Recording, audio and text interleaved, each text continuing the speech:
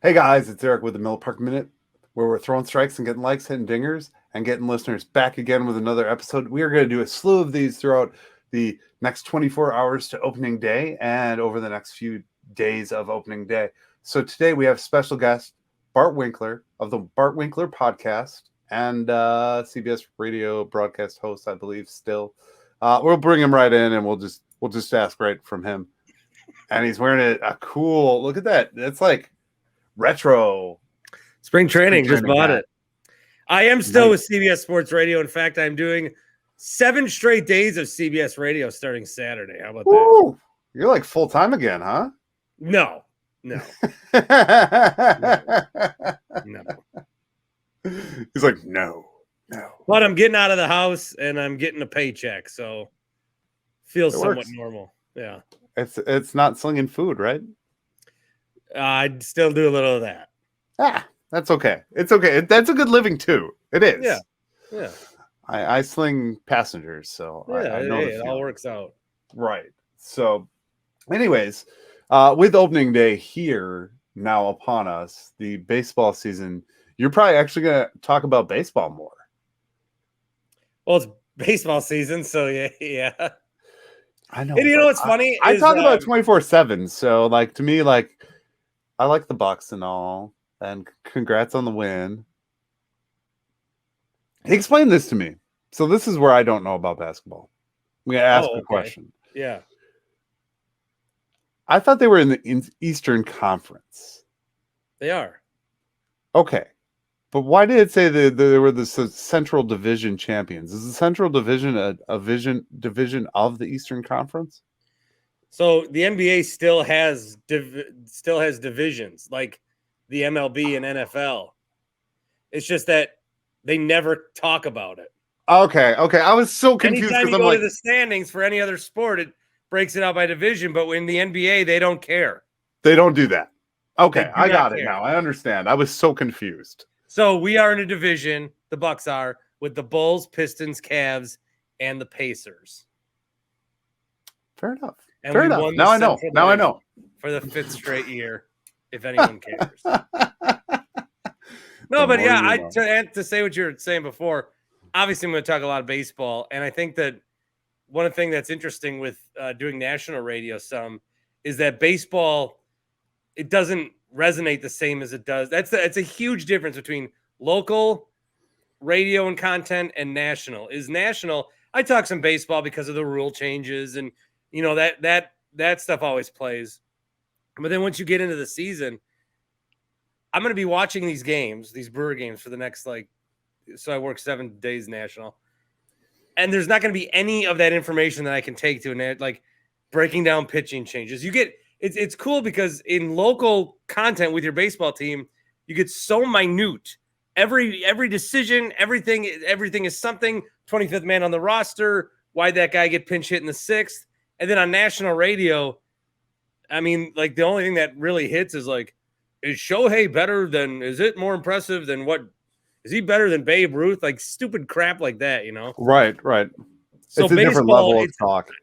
But they say that baseball's become a more regional sport, but it is like hyper local. Like it is like if the Atlanta Falcons have a quarterback change, you can talk about that in any market for a little bit. Right. But no one's going to know the name Gus Varlin outside of Wisconsin probably the rest of the season. Right. Well, like the Anthony Velope, or however that's pronounced, the Yankees' top prospect shortstop that's like the next coming of Jeter, you know, like that's a more national topic, but a lot of people regionally probably won't. Like you ask the average Brewers fan who the hell that is, they're not going to know. I have never heard of him. No idea. Yeah, he's the next big thing in New York. Judge news to me. He got the nod from Jeter. Oh, cool. Whatever that means. I don't know. Me neither. I got nothing for you there. But let's talk about names we do know and roster decisions and some things that matter to us here in the state of Wisconsin. So first of all, Voit. what's your feelings on this whole situation? I mean, it was kind of weird to me in a way that they like didn't just like, all right, Her's not going to make it, Naquin's not going to make it. Here's a contract, let's do it. Or was it just the back and forth negotiations, do you think? Well, it was weird because it kept getting pushed back, and then I mean, Kurt and McKelvey had to write like super long articles just to like talk us through what was happening. Right. But so if the Brewers lost Luke Voit, it wasn't going to be like the end of the world for me. Right. I think there's a redemption story there. I've always thought like, but I don't know how much playing time he's going to get. He'll get I mean, it's like when they had Rowdy and Vogelbach. Mm-hmm. But everything in that situation, they were able to keep Luke Voit, and somehow they were able to keep Keston Hiura. So nobody wanted to take on his contract and waivers, and he comes back. So it's worked out. I think the Brewers, they don't necessarily, and Craig would always say this, he really cautions people against what the opening day roster is. He says that is the roster for one day. It is an achievement. It's great, but how many times have the Brewers changed their roster after that one game? A lot, especially in the bullpen. And so I think what the Brewers always try to do is it's not like it's so much a service time manipulation. It's a manipulation of how many guys can we keep in our organization. And so guys that normally had options would be optioned, and guys that didn't would get a chance at the big league level. And they really try to protect the depth that they do have. They know there's going to be injuries. They know there's going to be slumps. And so they try to keep everybody in-house as possible. And with nobody claiming Keston, that worked out for them. Now, what kind of play does Luke get? I think there's going to be some first base time there. Maybe there's a lot of DH time. I think we kind of assume that Winkler is going to be close to the everyday DH. Could play some left field. Tyrone's hurt, so we'll see what happens. They said Andrew McCutchen was coming in at DH, and he ended up playing the field a lot more. Yeah. With Kane waning in that time, so I think we're kind of to expect the unexpected. I think it was you who once told me, or once said, in a conversation that if Craig Counsell could have 9 Craig Counsels out on the field, he'd do it every day. Maybe it wasn't you. Did you say that? No, that sounds like my Jason Kidd take. But that's what he wants. My Jason Kidd take is he's only a good coach if he coaches 10 Jason Kidds. Right. Maybe Counsell. I said that about Craig Counsell. Who knows? It sounds like it sounds like some dumb thing I'd say. Back in the records, but and like that's where I think like the versatility of all these other players that are on the roster. Because I mean, right now we're looking at a roster where you've got, a Willie Adames is a named player, Urias, and then it's all the other guys in the infield. No, Tellez too. Tellez is that anchor spot though. Yeah. Yeah, so we'll see, we'll see if they spell Rowdy a little bit or DH.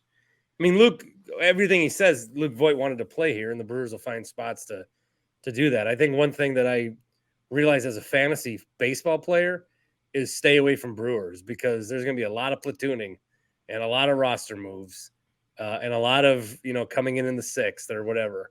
Even though that pitching spot is gone, they still like to put guys in and kind of use every bit of that 26-man roster on some games. So, Brewers pitchers might be okay in fantasy baseball because they're going to get used. Pick that guy that they're going to have the hot hand on. Well, I had Corbin Burns on DraftKings, and I did not get a no-hitter credited to him. That man, that's. But I get it, I suppose. But yeah, so I think that this is another thing. Just thinking of times when I was in the press box, Craig would always say like, there's situations where there's that one year they had 6 outfielders. What are they going to do? And it all worked out. He says it always works out. Everyone gets their 300 at bats or whatever. Everybody gets enough time. It always works out. So I think just go into it with that mindset, and the same thing will come true. Now, were you a Keston Hiura fanboy? I saw a little bit of maybe a tweet the other day that. Did you? Well, I'm a big guy. Yeah, I like Keston a lot. Okay. I like Keston a lot, and it bothered me. Sometimes they'd send him down instead of give him more opportunities. And I understand, like, defensively, he kind of got the VR treatment, though. Like, okay, so Domingo Santana made a bunch of errors and was lazy and bad. No one ever cared. Jonathan VR steals one base that he shouldn't. It's pitchforks. Keston Hiura bobbles one ball that he should have had. Get him off the team. Meanwhile, Colton Wong was letting everything go through last year. Right. I don't know, because he was drafted so high, and we got to know him a little bit, but I still think there's hope for him, and I'm glad he's here. Like, the last thing I want is to see him mash 25 bombs with the Reds. Yes, that was your post. That's what you said. Something about seeing him mash bombs with somebody else. And I thought, well, here's the thing that we seem to have that I guess is different with us versus everybody else. Like, if Keston would go to the Dodgers or somebody else, they'd work with him, and all of a sudden the guy would be mashing home runs, and we'd be regretting getting rid of him, because they have those hitting systems.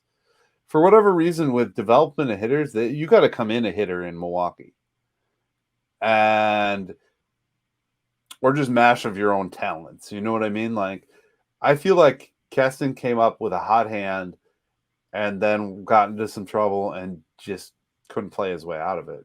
And they didn't have, and that's the whole hitting coaches. Then we got 2 hitting coaches, and I still don't understand why we have 2 hitting coaches. I don't either. It makes no sense. Is one of them named Connor Dawson or something? Connor Dawson, and I can't remember the other ones. I'm surprised I got one of them. I'm impressed. I am too. But that's the thing with the Brewers. My overall thought on the Brewers is, like, when you're at this level, they need you to produce. And I don't know. I'm excited for the season. I think that they're going to be. I think they're going to be what they've been. We make fun of it, but they are a bites of the apple team, and they will win somewhere in the 80 range. Could it be 81? Could it be 87? I think they'll win somewhere in there. Maybe they have a really good month. They push 90. I think they'll be over 500. I think that. Oh, for sure. I think that, I'm not pessimistic enough to think they won't be over 500. So then it's a matter of, do they win enough to get in the playoffs? The thing that the Brewers need to do is, and this is what they've needed to do. The book on the Brewers is the same every year. It's the pitching's going to be good. What will the hitting do? And if 4 or 5 guys have career years, or like close to, like if Aguilar and Shaw and these guys can have, and Pena, and now it's, well, if Brett Anderson could do this, and if Winkler can do this, and if Voit can do this, I think the guy that we're going to fall in love with right away is Contreras. I think that we're going to love him as a catcher. And I think that they're going to be a competitive team. It's just a matter of, can they strike at the right time? And if they do get into the playoffs, can they make a run like they did 5 years ago? Right. Is there a particular, do you have your eyes on any particular player that's kind of a background favorite to yours, other than your standard, just general like of the team? I know you said in previous, I wouldn't go out and buy Christian Yelich because everybody's got Christian Yelich. I wouldn't go out and, Willie Adames is like the next best jersey. I mean, is there a Mitchell or maybe a Contreras of those guys? The newer guys. Like, who's my favorite Brewer? Yeah, well, of the young guys, the new guys, not the old guys. I don't know. I don't know that I have one. I don't know that I have one yet. You gotta wait and see. Did you see Turing is going to be number 0? Oh, he is. I don't know. I don't know. I don't know. I don't know that I have a favorite Brewer at this point. Like, if I were to buy a jersey today, I'd probably still buy Keston. That's probably the guy I'm rooting for the most. It's funny. I was going through, so that stack right there is Brewers retired bobbleheads that I'm getting rid of. there was never really a Keston bobblehead. Never? They're going to do Not a game day Paige giveaway. Peranic before Keston? Not a game day giveaway. Wow. Which is funny because the fan base love for him is hilarious. So they're going to do that hot ex-golfer chick before they do Keston? Mm-hmm. Cool. Now they're doing Tellez and some Indiana Jones council and Jedi Euchre, I believe, too. Oh, I got to get there for Cookie Monster. And Cookie Monster. Yes, Cookie Monster for your little one. Do you scope or pay attention to like what the Cubs have done? Are you familiar with what their roster is, or do you not know? What have the Cubs done? I know they have Cody Bellinger. I know that they all love Nico Horner for some reason. Yeah. Nico Horner is like a god to them. Yeah, I think the Cubs. I don't understand what they have a lot of money. Right. Well, I don't understand. They stripped it down like the Brewers did in 2015. Right. I don't understand that. And I wonder if that's because that money is owed to Hayward yet. Like if they still owe him a bunch from that contract because they finally like DFA'd him, and then they got a lot of money, guys. But they still have money. I guess Swanson. Maybe if you're the Swanson. Cubs, you just maybe the Cubs are doing what I always told Mark to do. I always told Mark like just win the World Series. I didn't tell him, but I win the World Series, and we don't care how crappy you are for the next 10 years. We'll still buy your stuff. Right. Maybe the Cubs are like, we were the lovable losers forever. We finally won a World Series. Why try to push up Pete Crow Armstrong or whatever when it's going to get outsold 8-1 by a Kyle Schwarber gold font jersey still? Just ride that World Series wave. Right. You still got the majority of their fans wearing Rizzo and Bryant. Yeah. And buying David Ross stuff. I'm not a big David Ross guy. He was in the big moments though. He caught the no-hitter from Arrieta. And then he was tied into that advertisement, that big national advertising campaign that they bought for the Brizzo Souvenir Company. Yeah. And then they got rid of him. Are the Cubs going to be any good? It seems like everyone thinks it's Brewers and Cardinals. Or Cardinals, Brewers, Cubs, Reds, Pirates, or something like that. That's what it seems like. That was neat. I think they're sneaky better than they were. But I don't think they're knocking down the door of first or second place. You know what I mean? Yeah. Like, I mean, they got some names. Like, okay, they picked up a Hosmer. I kind of relate to like a Voigt kind of situation. That, and same with Bellinger. You're trying to reclaim a career at that point. What was an MVP? What was a good career? And then you add a guy in the outfield that's which is funny that he's not on the. Is he not on the opening day roster? That Suzuki guy. That big phenom that they signed. Yeah. I would think so. Be there. What is his name? Seiya Suzuki? Is he not there? Is he hurt? No. It must be. See? And I just did research on this the other day, so something must have happened. Jeez. Oh, well. Visa didn't clear.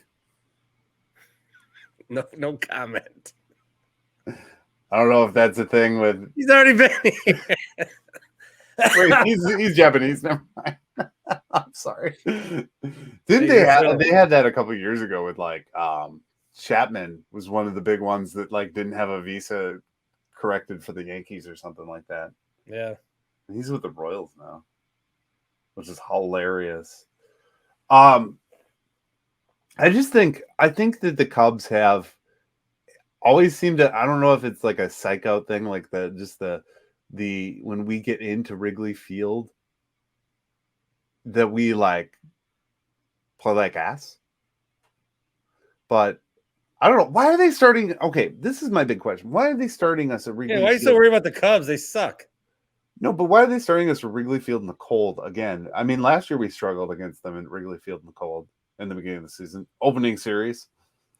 Yeah, I don't know. I don't think they put any. I think they just try to get the schedule. I don't think they put any thought into that because there's going to be a story in April like, shouldn't the Twins not play so many games in April? They just get a computer to put out the schedule, and they don't care.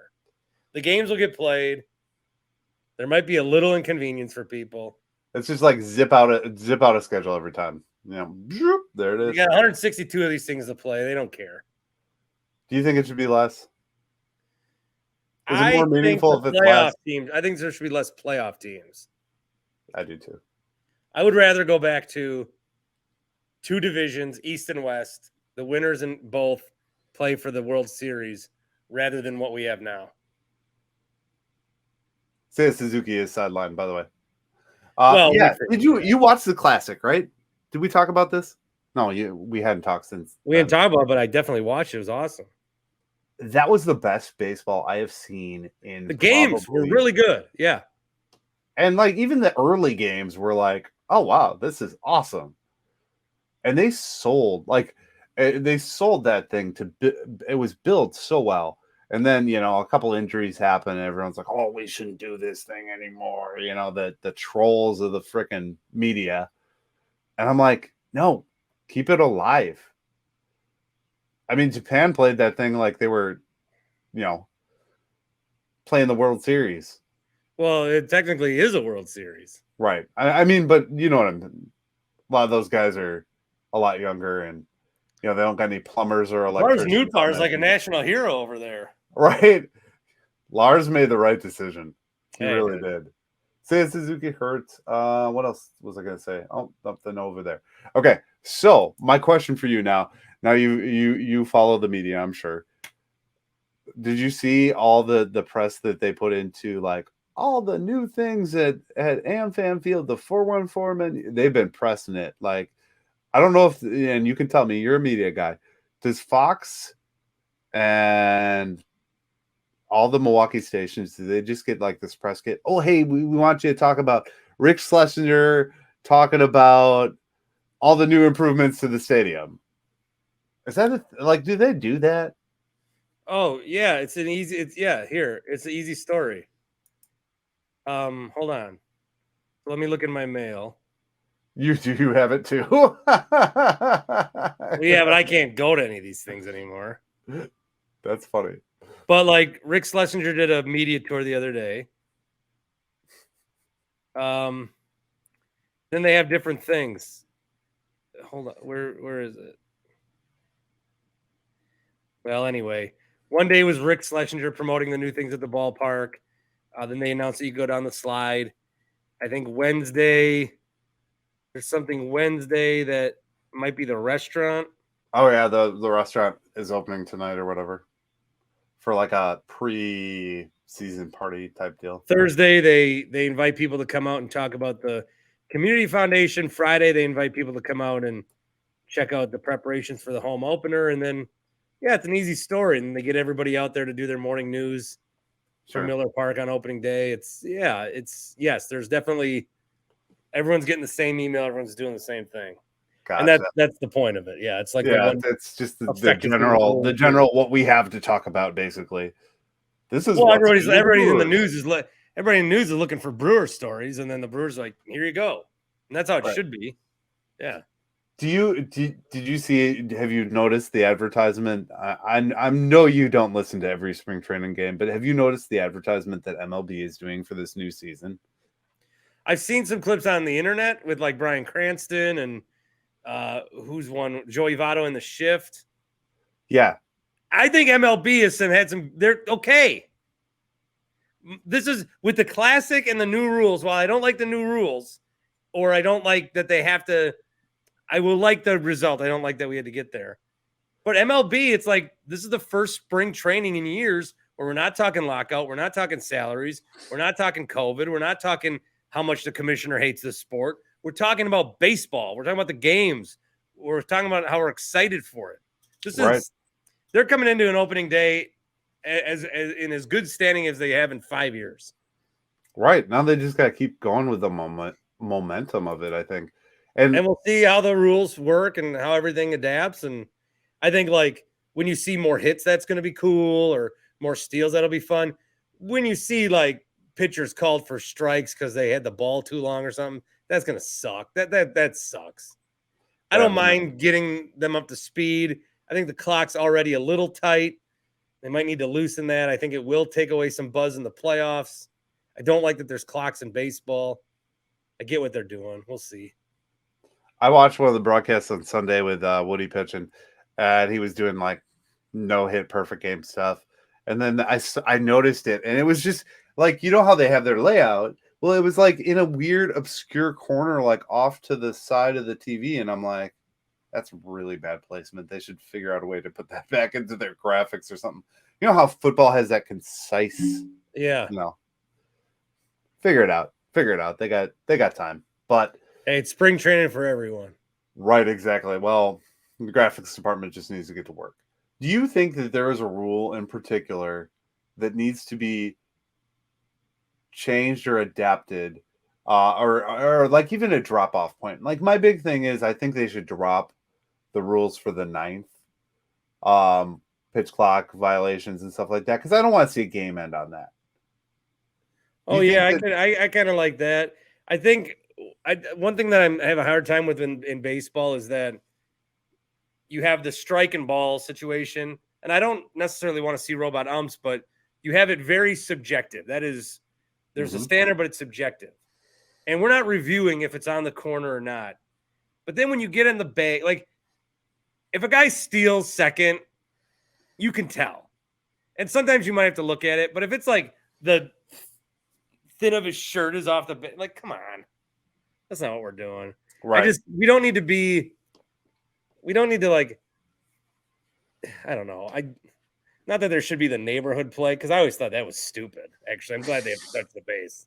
That was real stupid. It was very. But I don't think we have to be like, it's not a trial here. We're not presenting it doesn't need to be 100%. It can. All right, he stole it. Right. We'll not review it because I think his shoe cleat went. Oh, come on, just play. Do you have a final? I just saw this. I'm going to say this real quick. Did you see that that Julio Rodriguez signed for $400 million and he's 22 years old today? I don't know if it's a fresh contract. It's just on Twitter. GQ magazine put out a tweet on it. He's on the cover of the Sports Illustrated. I saw. Yeah, stud. That's crazy. That's crazy money. These baseball players are just going to be crazy rich. Shohei is going to get $500 million. You know, it is what it is. But what I was leading into is we'll kind of wrap this here on what do you think for an opening day prediction? Any specific stats? Do you think Corbin Burns no hits for a while? Do you think anything special is going to happen for opening day, or a final score prediction? What do you got? Give me a Willie home run. Willie home run. No, give me a Contreras home run. Contreras home run and a Willie home run? Or just Contreras. Okay. And give me a 5-3 Brewers win. 5-3 Brewers win. I'm writing you down for it. Write it down. You'd be the big winner, Bart. 5-3. Thank you. Right on, man. Hey, I appreciate you. Let's get this thing going, huh? Right? Go Brewers. Go Brewers. All right. Guys, that was Bart Winkler. Go check out the Bart Winkler show. He's also on CBS. A lot right now. So check him out. Thank you for watching, and go Brewers. Thank you for watching the Miller Park Minute. Go Brewers.